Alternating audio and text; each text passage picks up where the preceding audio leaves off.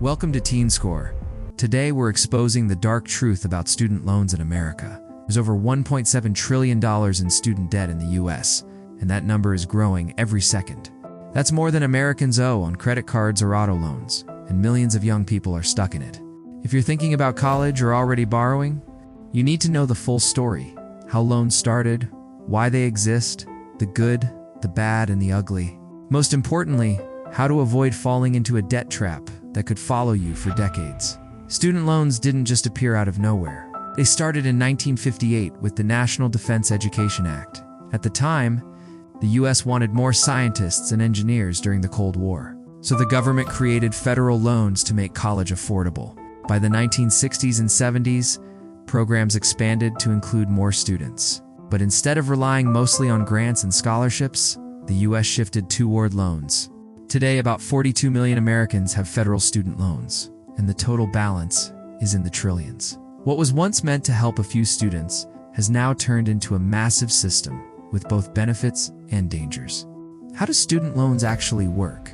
It starts when you borrow money for tuition, housing, or books. You sign a promissory note, a legal promise to repay with interest. There are two main types: federal loans from the government with fixed interest rates, repayment options like income-driven repayment, and sometimes forgiveness programs, private loans from banks or companies, often with higher rates, fewer protections, and stricter rules. Here's the danger: interest adds up fast. If you borrow $30,000 at 6% interest and take 10 years to repay, you'll pay back closer to $40,000 or more. That's like buying a new car you never get to drive.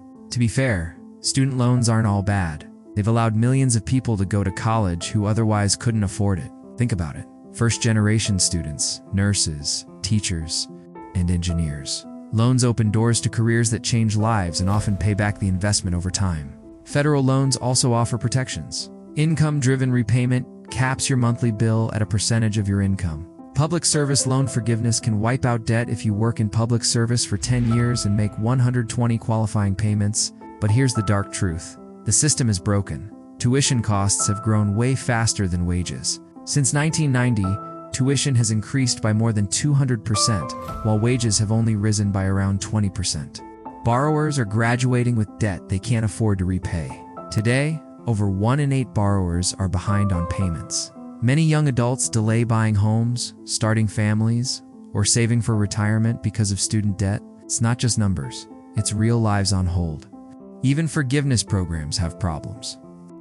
Public service loan forgiveness has rejected the majority of applicants because of paperwork issues or servicer mistakes.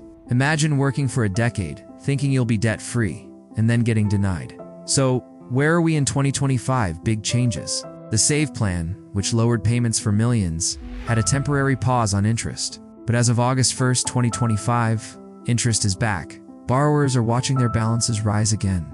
At the same time, delinquencies are creeping up. More young people are struggling to keep up with payments, and the rules keep shifting. New legislation could reshape repayment by 2028. The future is uncertain. Experts see 3 possible futures. The government expands forgiveness or keeps interest rates low. Things stay the same, with millions struggling. Stricter repayment rules hit, making debt stress worse. For teens today, the key lesson is this: you can't predict what Congress or the courts will do, but you can control how much you borrow and how prepared you are for repayment. Here are the top mistakes to avoid with student loans. Don't take private loans before exhausting federal options. Don't ignore loan paperwork. Missing forms can cost you forgiveness. Don't assume forgiveness is automatic. You must apply and track payments. Don't refinance federal loans into private unless you're sure. Don't default. It wrecks your credit, and the government can garnish wages or taxes. Here's your survival guide. Fill out FAFSA early to maximize grants and work study. Apply for scholarships. Every dollar of free money is a dollar you don't owe later. Consider cheaper options: community college, in-state schools, or employer tuition programs. Borrow wisely. Keep track of paperwork, use income-driven repayment if needed, and check forgiveness progress regularly. Build an emergency fund. Even small savings help avoid missed payments. And above all, don't wait until payments are due to understand your plan. Know your numbers before you borrow. Here's something few people talk about: billions of dollars in scholarships go unclaimed every year. Local businesses, nonprofits, and even your parents' jobs may offer them. Apply early and apply often. And don't forget alternatives like dual enrollment, AP classes, or CLEP exams in high school. These can earn you college credit for free or cheaply, lowering the amount you need to borrow. Student loans are not automatically evil, but unmanaged, they can chain you for decades. The truth is, the system isn't built to protect you.